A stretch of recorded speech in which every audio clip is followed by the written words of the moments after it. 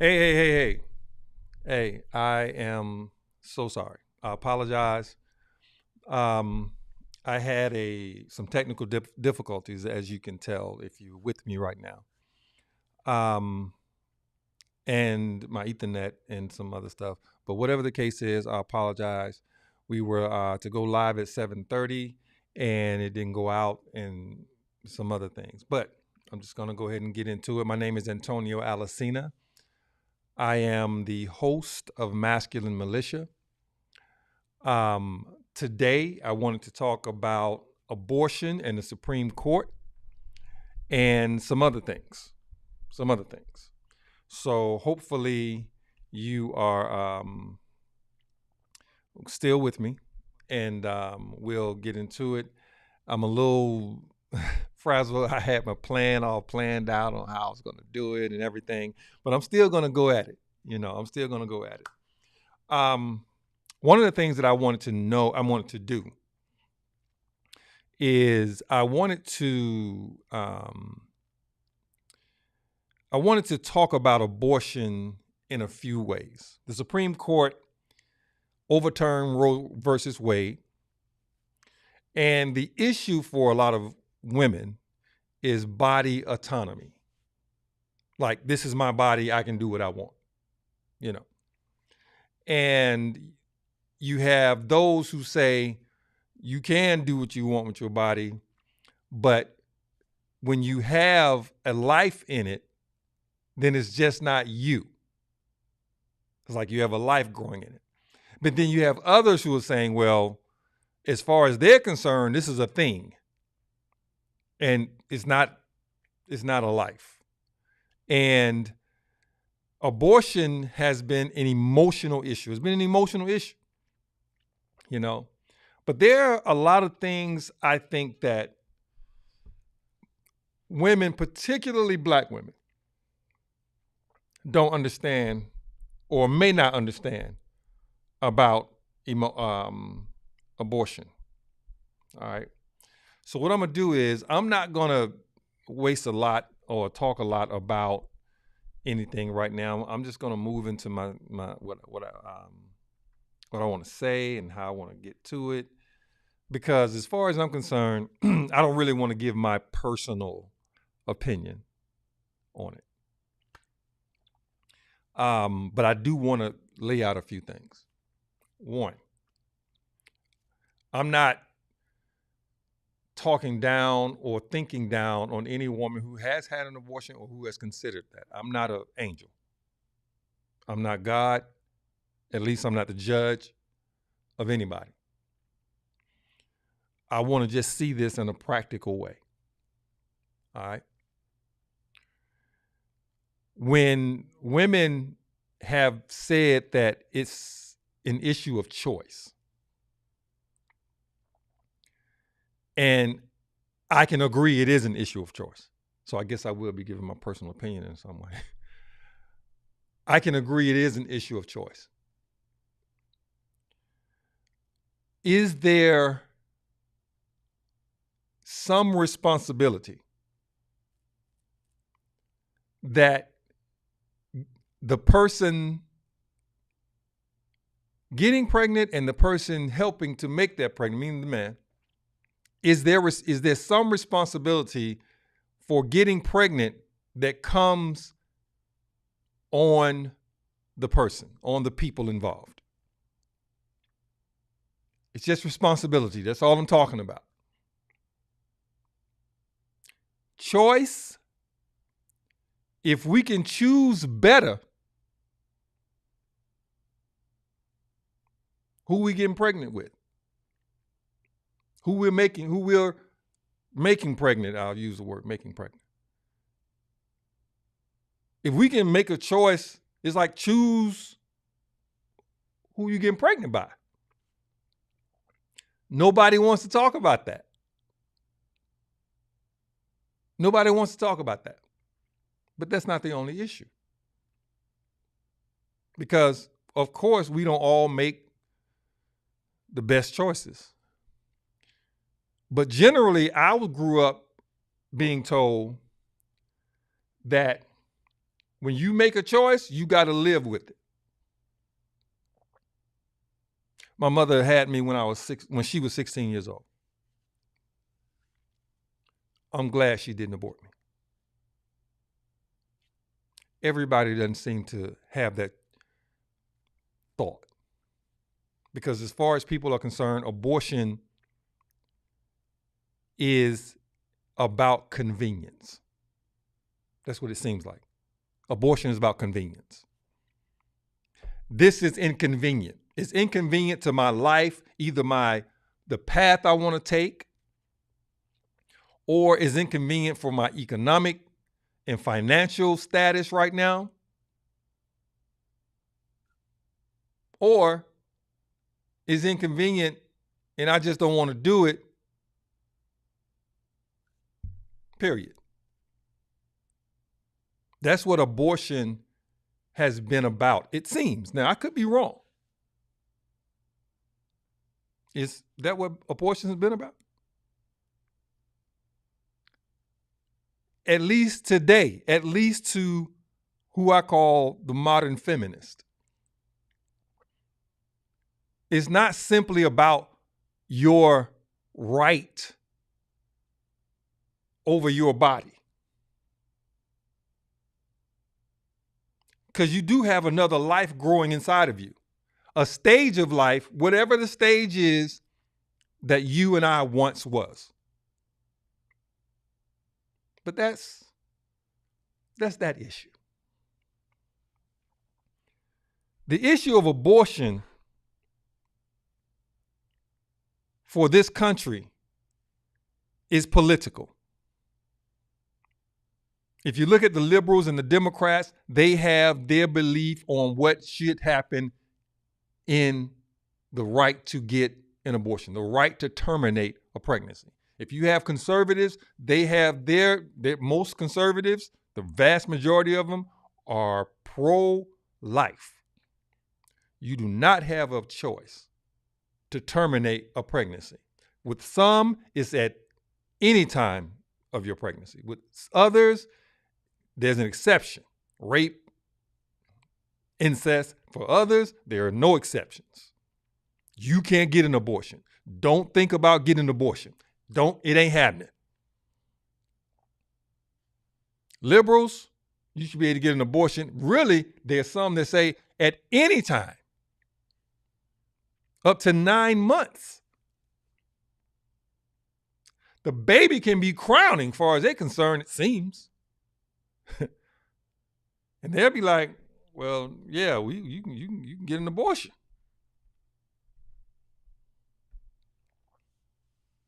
So what is the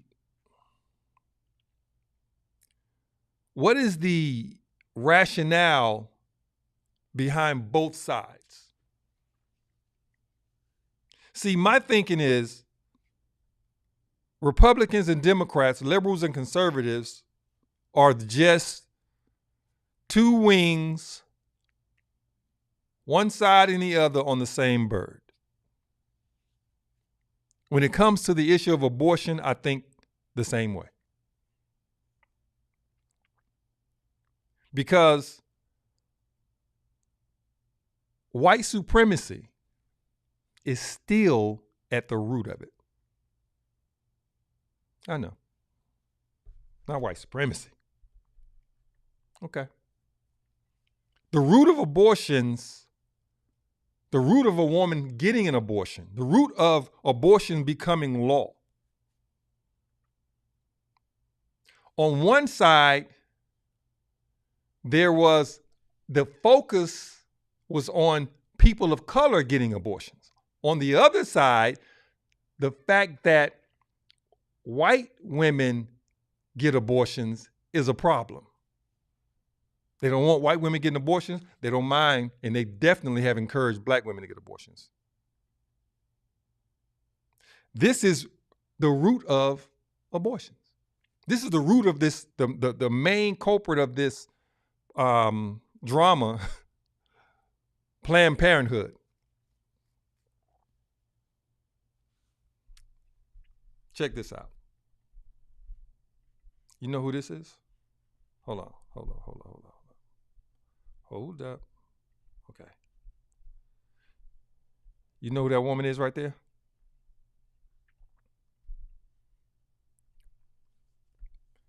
Margaret Sanger. Margaret Sanger was, in fact, how about I don't necessarily just say who she is? How about I read what WikiLeaks says? Hold up. Okay, yeah. I read what WikiLeaks says. Margaret Higgins Sanger, let's get through, she was born, okay, was an American birth control advocate, sex educator. Now listen how they talk about her. Listen how they talk about this woman before. It's like, just listen how they're talking about her, and I'll get to that part. She was a sex educator, writer, and nurse. Sanger popularized the term birth control, opened the first birth control clinic in the United States, okay, and established organizations that evolved into the Planned Parenthood Federation of America. This is Margaret Sanger. Sanger used her writings and speeches primarily, it says primarily, to promote the way of thinking, her way of thinking, I'm sorry. She was prosecuted, I'm sorry, I'm having a problem with this thing. Okay, she was persecuted for her book, Family Limitation, under the Comstock Act in 1914. She feared the consequences of her writings, so she fled to Britain until public opinion had quieted. Sanger's efforts contributed to several judicial cases that helped legalize contraception in the United States. Due to her connection with Planned Parenthood, Sanger is a frequent target of criticism by opponents of abortion. Now, wait a minute. She's she's criticized frequently by opponents of abortion, people who don't agree with abortion, any of that. She, because of her advocacy, and not just her advocacy, you're going to see in a second, she has been criticized very heavily. But her criticism is not simply about her stance on abortion. We're going to continue. It says, however, Sanger drew a sharp distinction between birth control and abortion and was opposed to abortions throughout the bulk of her professional career, deciding to participate in them as a nurse. Declining to participate in them as a nurse. Okay? So she's a nurse. She's, it's like, I'm not going to, do this. They're making it sound as if she was against abortions, as if abortions was the actual issues. As if abortions were the actual issue. And that's the reason why she didn't want to be involved in abortions. Okay. But this is the thing. This sentence right here. Sanger remains an admired figure in the American reproductive rights movement. She has been criticized for supporting eugenics. Eugenics. Does anybody know what eugenics is? Eugenics is, in fact, I'll tell you, hold on a second. Okay. I'm going to read it. Eugenics, this is how they have it in the dictionary. Eugenics, the study of how to arrange reproduction within a human population to increase the occurrence of heritable characteristics regarded as desirable. Developed largely by Sir Francis Galton and as a method of improving the human race. Not the human race, unless they're talking about the white race, because that's what eugenics was doing. Eugenics was increasingly discredited as unscientific and racially biased during the 20th century, especially after the adoption of its doctrines by the Nazis in order to justify their treatment of Jews, disabled people, and other minority groups. Now, what they're saying is eugenics is, they make it seem like it's so benign. But no, eugenics targeted Black people. Eugenics has to do with the eradication of Black people and any heritable traits that concern Black people. People like Bill Gates, his father was in the eugenics movement. In fact, from what I can tell, he's a eugenics. He believes in eugenics. Okay? But that's Margaret Sanger. Margaret Sanger was a eugenicist. When she started advocating abortions, she did so because she said several times that abortions for her, it wasn't just about bringing children in the world, it was about bringing Black children in the world. She wanted to kill Black babies. Abortion was for Black women. That's what abortion was. That's how it started in terms of this movement that we have up until this day. The only thing about it is that the declining population of white people has made abortion something that white people can't continue. The guy that went and in fact, you remember Charleston? Is it Charleston, Virginia? Back when Trump was president, they had these protests in Charleston, Virginia, and it was these Nazis and skinheads and all these people. And there was something that they were chanting. You remember what they were chanting? They were chanting,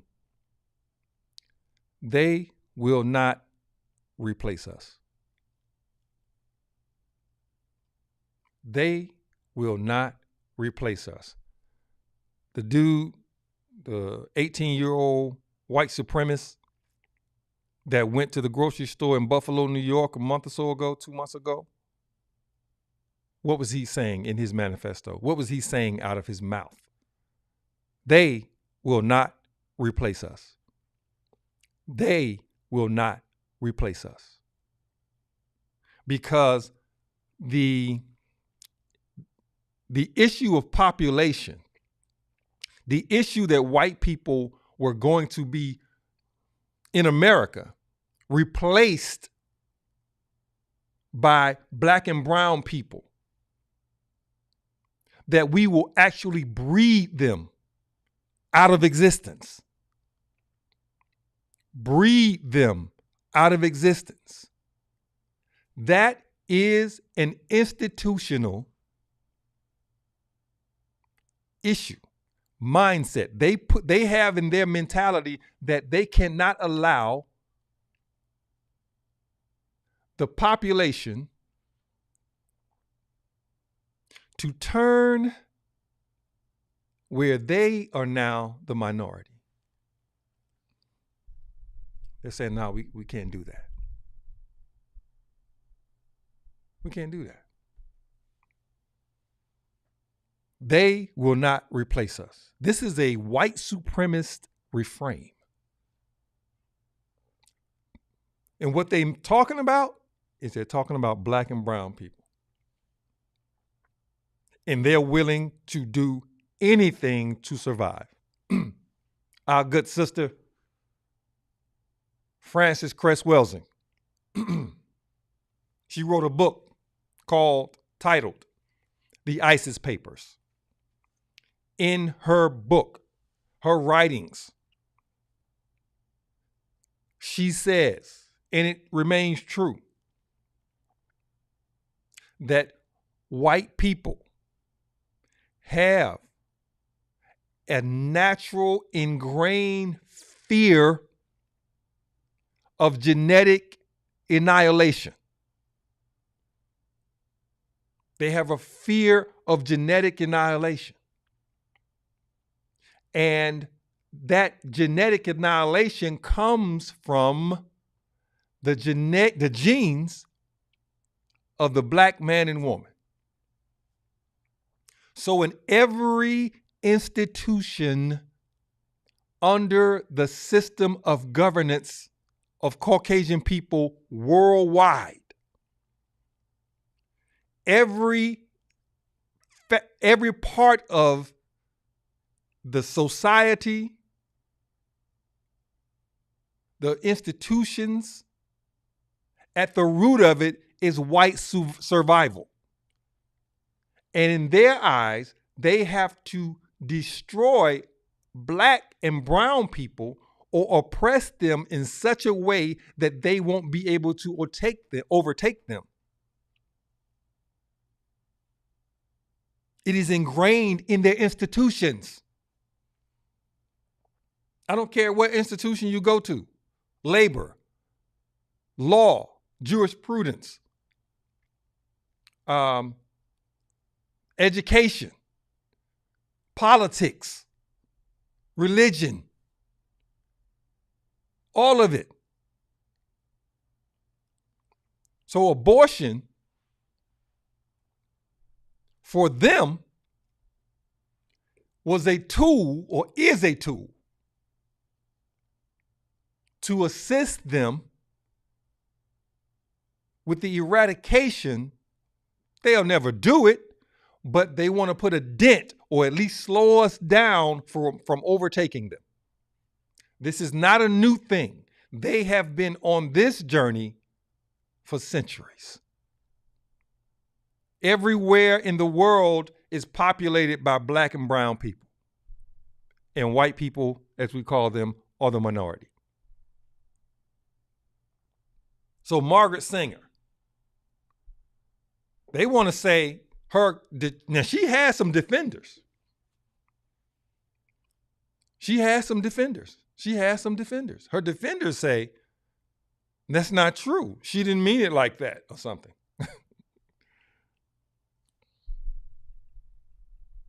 She didn't mean it like that.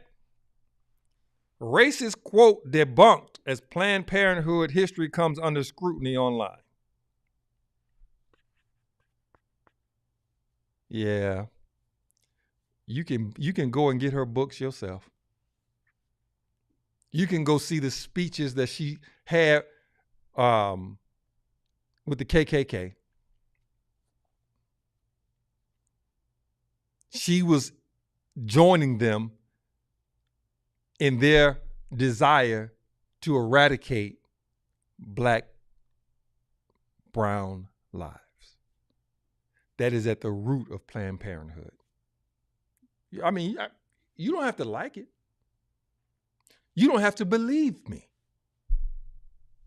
Just go look. Just go look. I mean,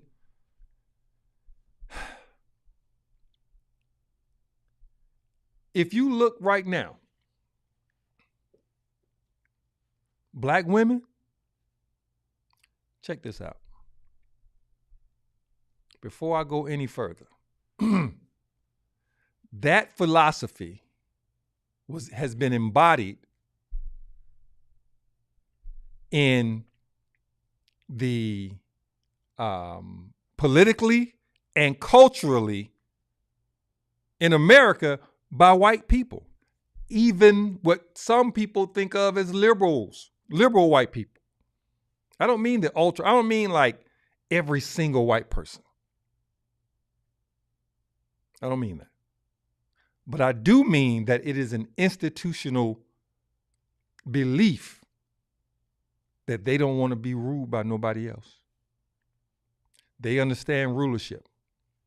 And we live in a majority run country in America. But check this out. What do you think she meant by this? President Trump, on behalf of all the MAGA patriots in America, I want to thank you for the historic victory for white life in the Supreme Court yesterday.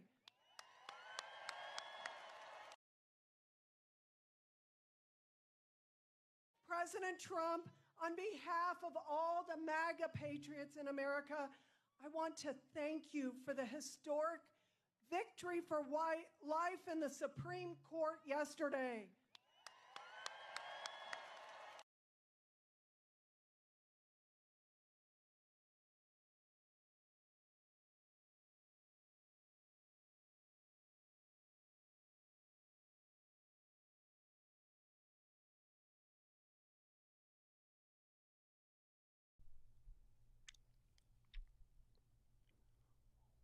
What was she talking about? She said she wanted to thank Donald Trump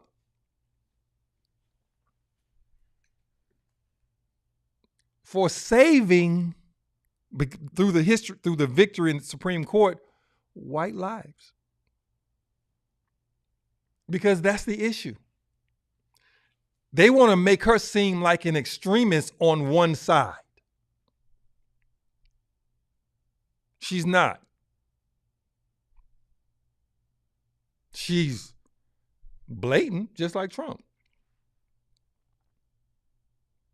But trust, she's not by herself. They aren't by themselves.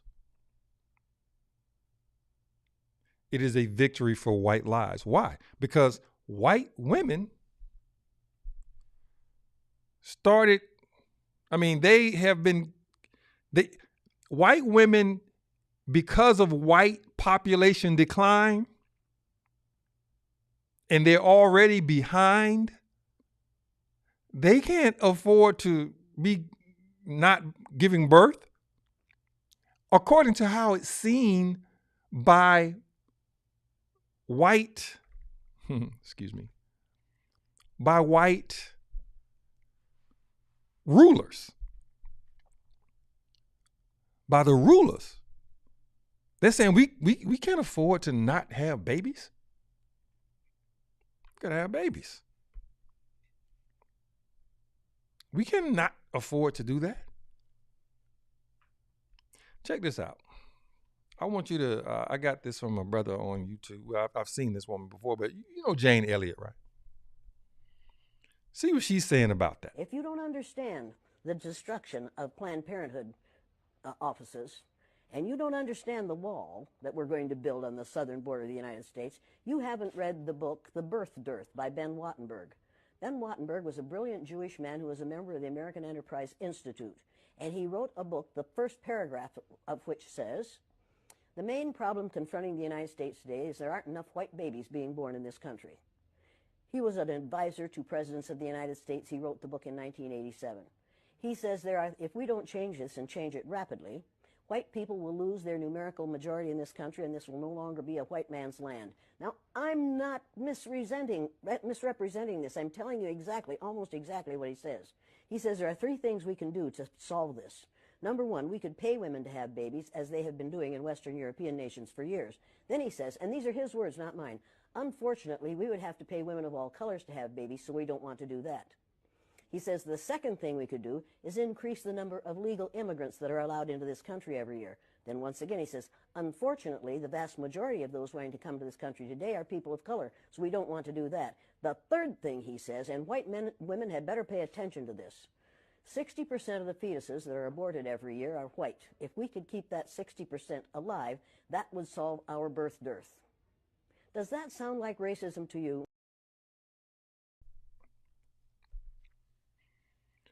I mean, I have my issues with Jane Elliott.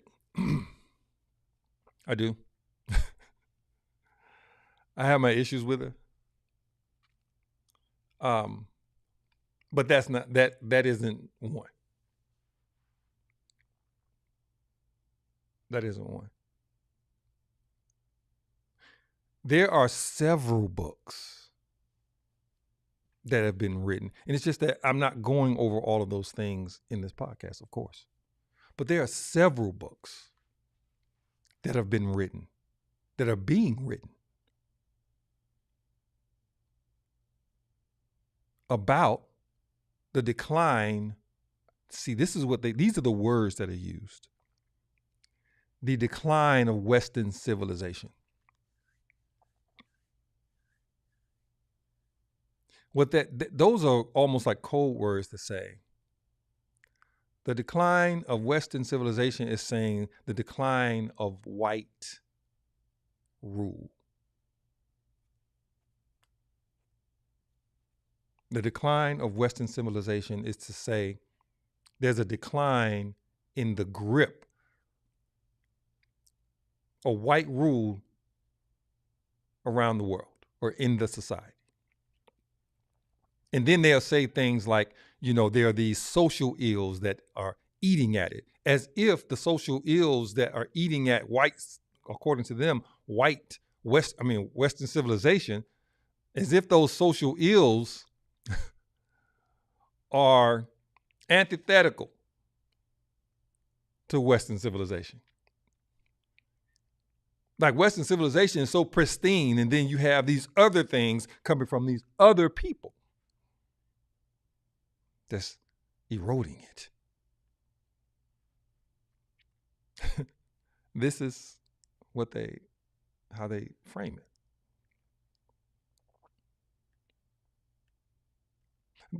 The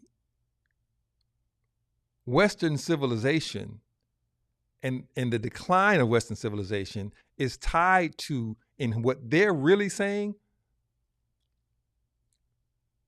white population. And like I said, this has been going on for centuries. I didn't get what I wanted to get, but like Time magazine had this cover, right? This cover is from 1960. Look what it says. That population explosion. You see who they have on the cover?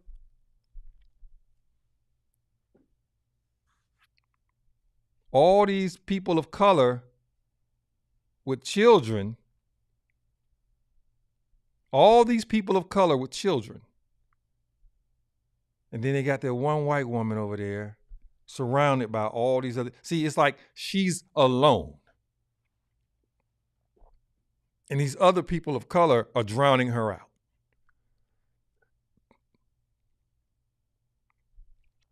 These people are diabolical. They know. They know branding. They know how to cause people to want things that are not good for them. So, abortion, it's not an issue. Well, I shouldn't say it's not an issue of right and wrong. But for them, it's an issue of survival. And they turn it into something political. And they have us. Now, black women are just as mortified, many of them are just as mortified as the average white woman about not being able to go and terminate a pregnancy if she gets pregnant. Because the way that it is framed is that pregnancy can be an inconvenience because of economic conditions. People don't have the money. People can't raise children. And that's then going to fall on the state. In some instances, that's a belief.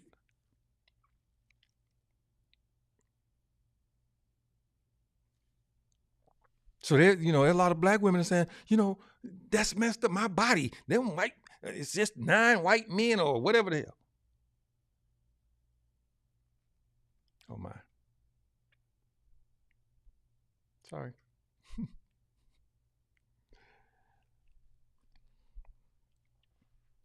It's like these men trying to tell us how to, they watch y'all regulate penises and so forth. Just all these kinds of things. Okay, I get it. But while you're in your feelings about that, and it's an emotional issue, I get it. But I just want us to look at it from more than one perspective. Because abortion and its modern design had black women in mind.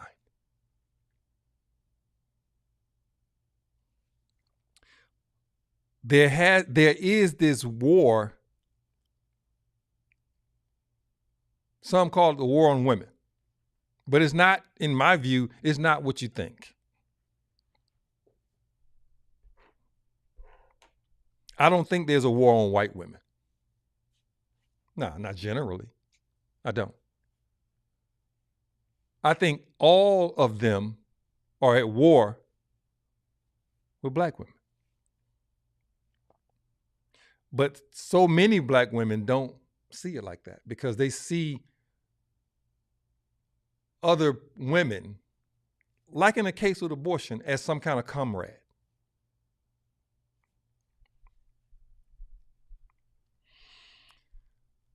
Institutionally, black women are being killed in ways that white women never would be. That's what I said. Black women are being killed. But then guess what? Check this out. Check this out.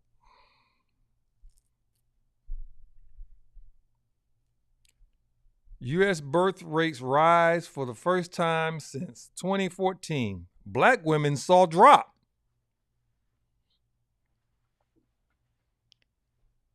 Their headline is a little deceptive, but it makes a point. It's a little deceptive. Because it goes down and it says, births among Asians also dropped, while Hispanics saw gain.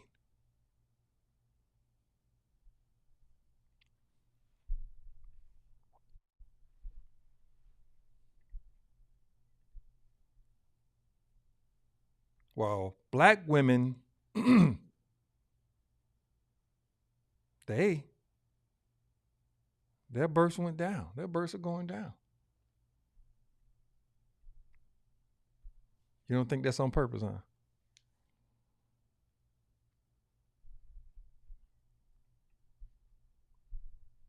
Check this out. Ooh, shoot, sorry. White population. U.S.'s white population declines for first time ever, 2020 census finds.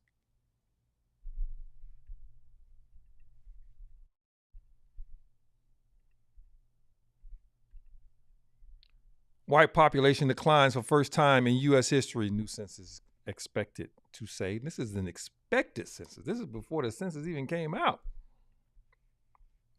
They already knew. They already know.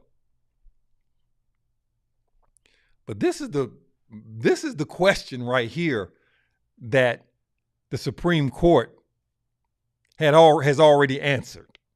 And I don't care that Clarence Thomas is a so-called black man. Man, get out of here. He's a white supremacist just as much as the rest of them. And this is the question that they've already answered right here. What happens when white people become a minority in America? See, I want you to understand, when you see headlines, particularly headlines like this, over decades, the media, print and otherwise, have put out headlines and news stories, not as a way to inform the public or even to have intellectual debate. They do it to send signals out to the public, to put something in the public's mind. And in the public mind that I'm talking about is mainly white public.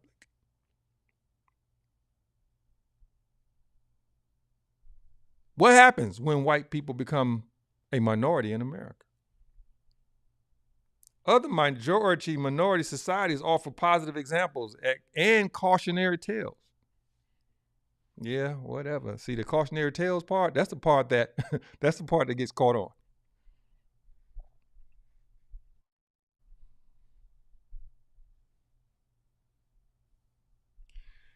There was a brother that tweeted something about abortion. I want to start focusing on that right now. And in fact, I'm not going to even summarize it. I'm just going to put it up on the screen. I'm going to read it. Hold on.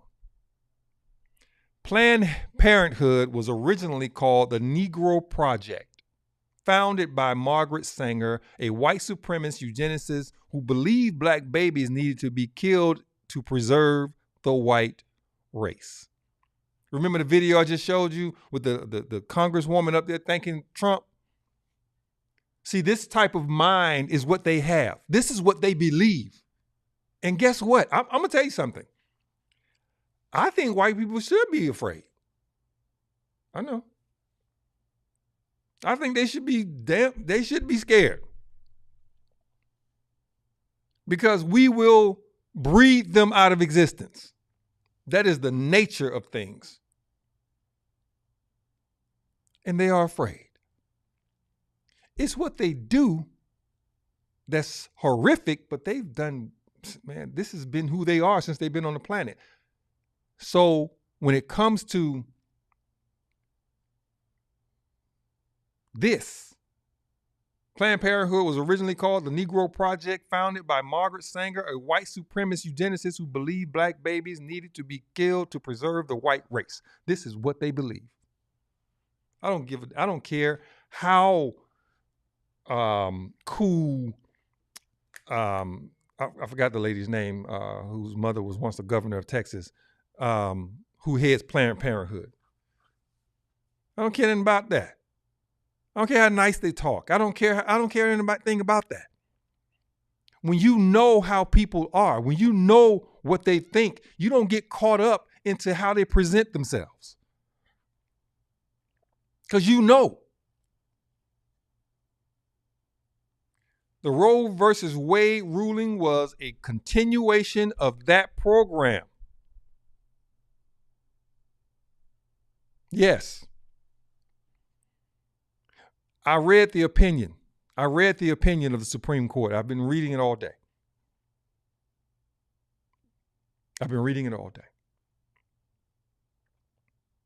What they did was they didn't abolish abortion. They just sent it back to the states for the states to decide what they want to do. But one of the things that they brought up in the analysis of it, in the history, I think it was Samuel Alito, he said that, well, he talked about how abortion, the states themselves had decided that abortion was illegal in each state of America.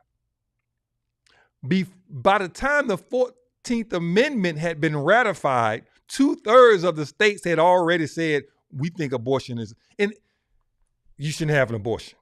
Now, at that time, guess what? They was talking about white women. They were saying white women shouldn't get abortions. That's what they were saying. When the population of black people start to grow exceedingly, they saw us having children, like one black woman would have 10 children. One black woman would be having 15 children. This is how we used to get down. We used to have babies. And we didn't even have freedom. much less money. White people struggling. They have one child. They have two. If they had three, that was a large family. Here it is, black women in the country got dang on having 20 children. I mean, like, what? It seems unfathomable today for a woman to have, somebody be like, how many children you have? And they be like, well, I got 3 children. They think that's a lot. Like, damn, you got 3 whole children?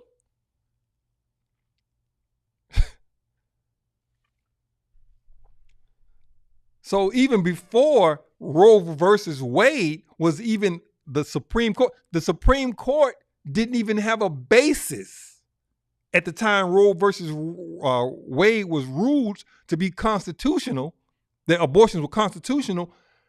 They didn't even have a basis to determine it. It was out of thin air. Now, I'm not one of these originalists with the Constitution, because as far as I'm concerned, if we're originalists with the Constitution, we wouldn't be so-called free right now. Because I don't think the founding fathers had in their mind that black people would ever be so-called free or have equality in this country. I don't think that was, when they were writing the Constitution and the amendments, I don't think that they had that, that wasn't a part of their calculus.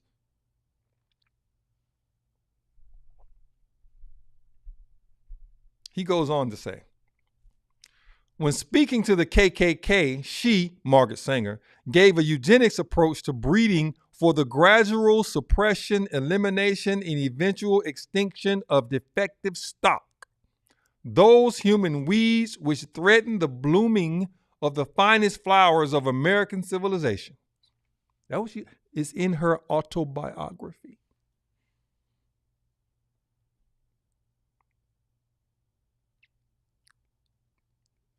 It's in her autobiography. This is the person who started Planned Parenthood. And she started Planned Parenthood with the express desire for the gradual suppression, elimination, and eventual extinction of defective stocks, those human weeds which threaten the blooming of the finest flowers of American civilization. You think she was talking about white people? With all her other writings and saying, that statement right there gives it context. She was talking about black people, period, point blank, that's it.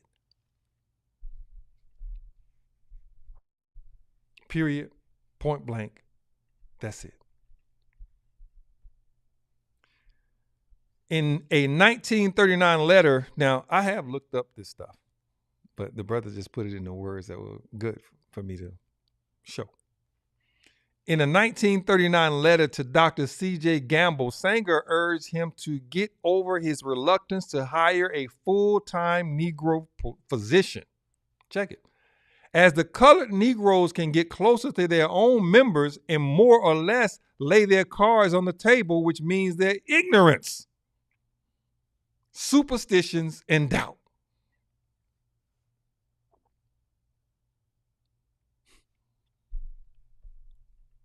See, she knew that in order for white people to destroy black people, we had to have a hand in it ourselves. We had to now trust that what they're doing and what they're saying is correct for us. So she get a Negro physician. Remind me of something. Get a Negro physician. You get that Negro physician, get what they'll do. They'll fall on in because he's one of theirs.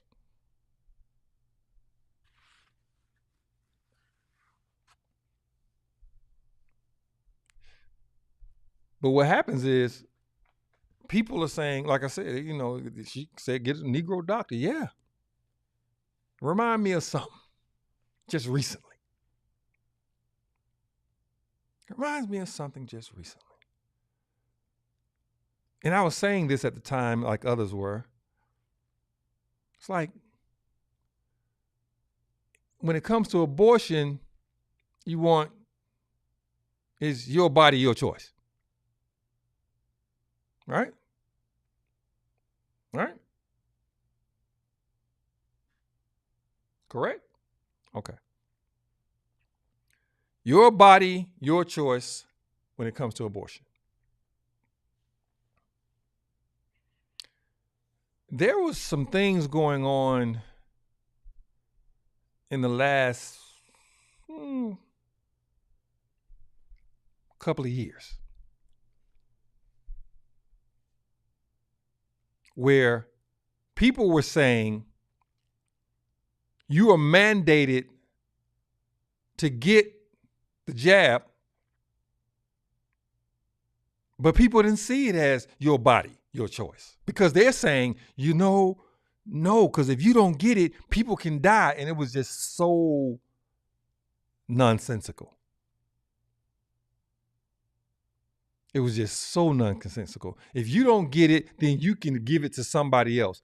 Guess what? If you got it, you could give it to somebody else. What? It just didn't make any sense.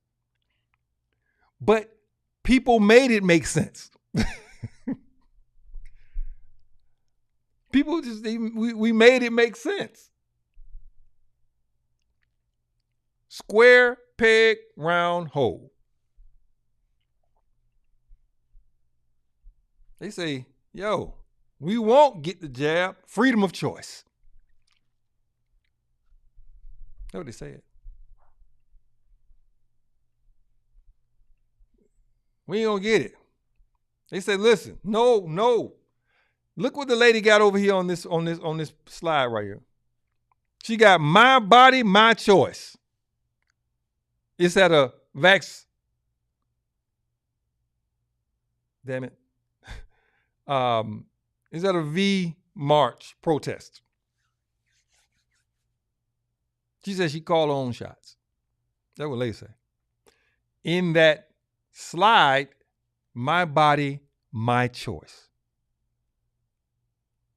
But there were people who were advocating for others to force people to get the shot.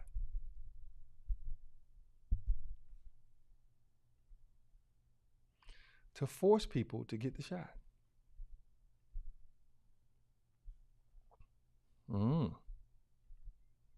But now, no.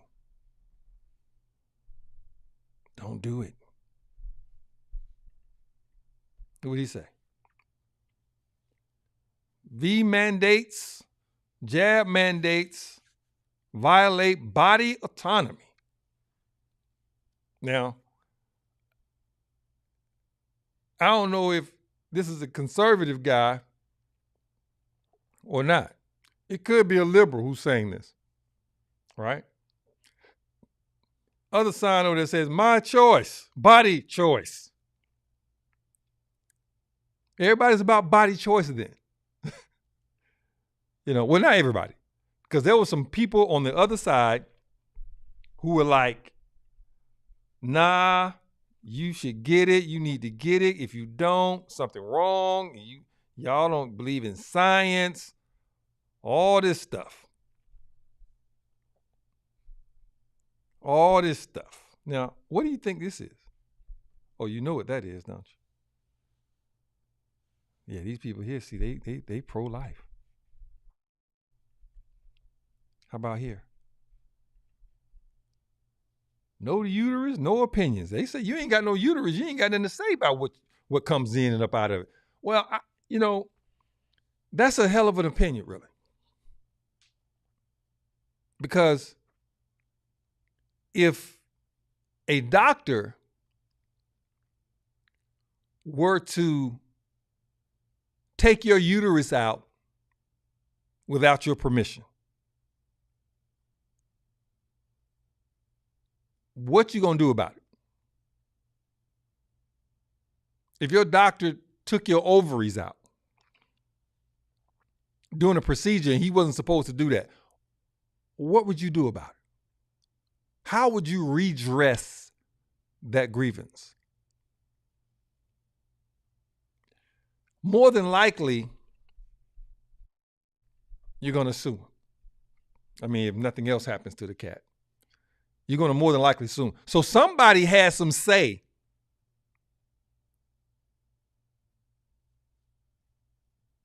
over whether he was wrong for doing that or right. There has to be a judgment.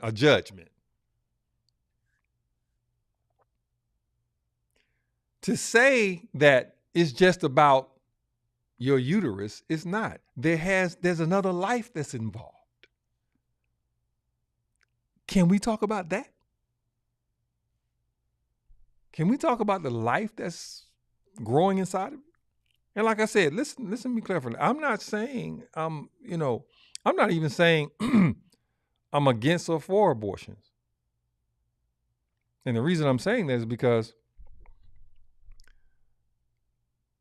for me to say I'm against them when I would have possibly used the privilege of getting the law that the law gives for getting an abortion in a case where I were to get somebody pregnant and I don't want her pregnant, or we decide that we don't want to be pregnant, whatever the case is, that may be very convenient for me. That may be something I might want to, yeah, let's do it. Even if I'm against it morally. Seems like a contradiction because it is. But people are contradictory. I might be against it in one way and for it in another way. Seems contradictory. People are contradictory.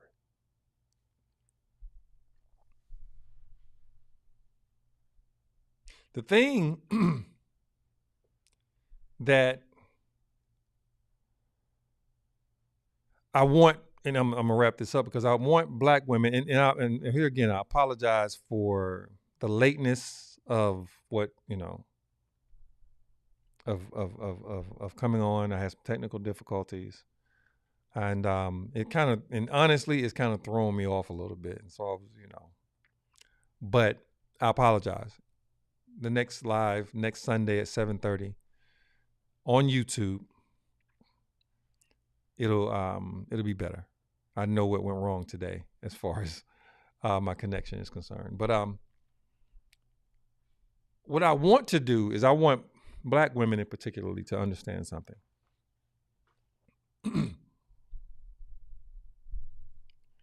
Abortion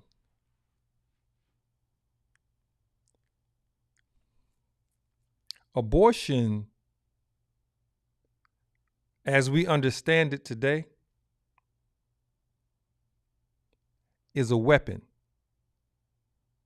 against you. You don't want to believe that, probably. Abortion is a weapon.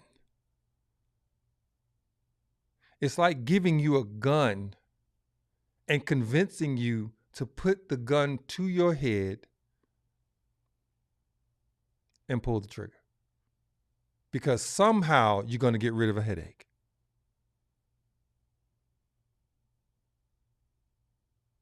That's what abortion is.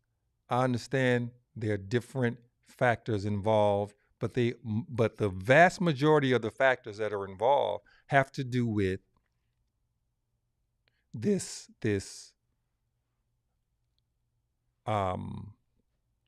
thought that you're being denied something on the basis of simply being a woman. Well, guess what? Men can't have abortions.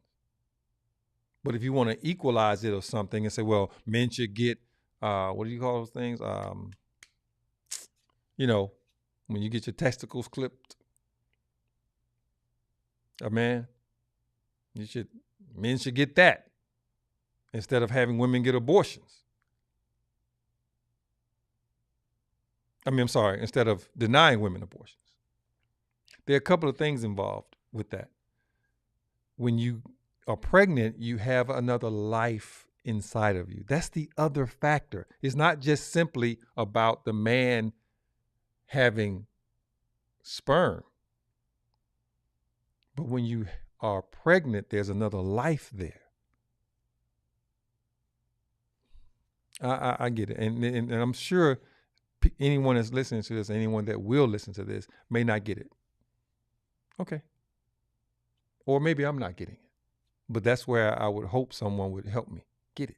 That's where the discussion comes in. That's where the debate comes in. But that abortion is a weapon. It is a weapon against black people, and black women are at the forefront of it. And black women are the women that are targeted. It is institutional. It's not just abortions. It is pregnancy by black women. It is a threat.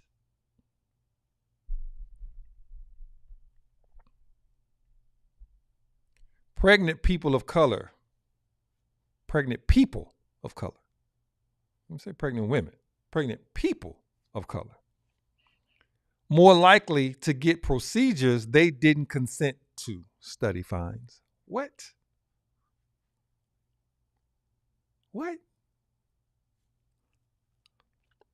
People of color more likely to get procedures they didn't consent to. Black women in the hospital not only getting procedures, but check this out. Black people in the U.S. twice as likely to face coercion, unconsented procedures during birth. Here are you saying black people again. You're talking about black women. It goes down. Black women in the U.S. are twice as likely to be coerced into procedures during perinatal and birth, and to undergo them without explicit consent compared to white women.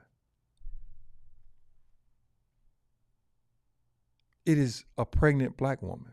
That is the ultimate threat.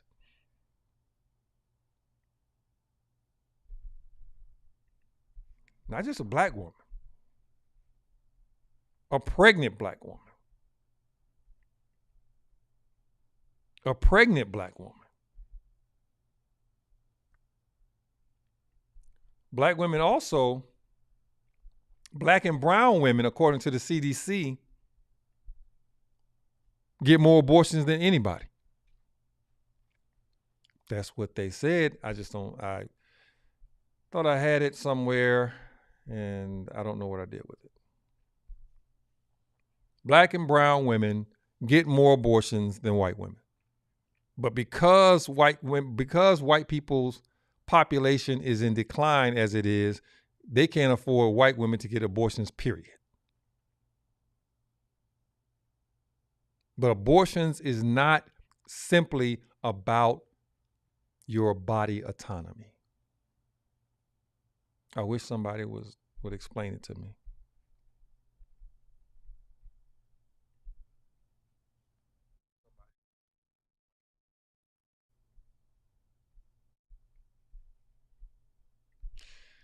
So, like I said earlier, I appreciate y'all, coming in. I appreciate you looking at this, the few people that did show up. And hopefully the next time, hopefully the next time I'll make sure that my connections are good and on time. Okay. My name is Antonio Alacina. You can reach me at Masculine Militia on Instagram. Excuse me. You can catch my videos on Spotify. And you can also catch my audio of my podcast on Spotify, Apple, Amazon, iHeartRadio. You can check me out. So I want to thank you. And let me see, Wednesday I have a recorded, I'm sorry, that just cut out. I have a recorded podcast that I'm releasing every Wednesday. It'll be video and audio. So you can go to Spotify or you can catch some of the clips on YouTube. You can go to Podbean. You can go to Anchor. Anchor, you can see also the videos. And so you can also go to my website, Alicino World Media. So hopefully, I'm going to talk about abortions again next week. I'm going to just add a few things to it. I'm going to do a better job and not just talking about it, but making sure that I come on and be on time. So until the next time, hopefully you'll see me and I'll see you on Masculine Militia. Sunday at 7:30, live on YouTube. Thank you very much. Peace and hair grease.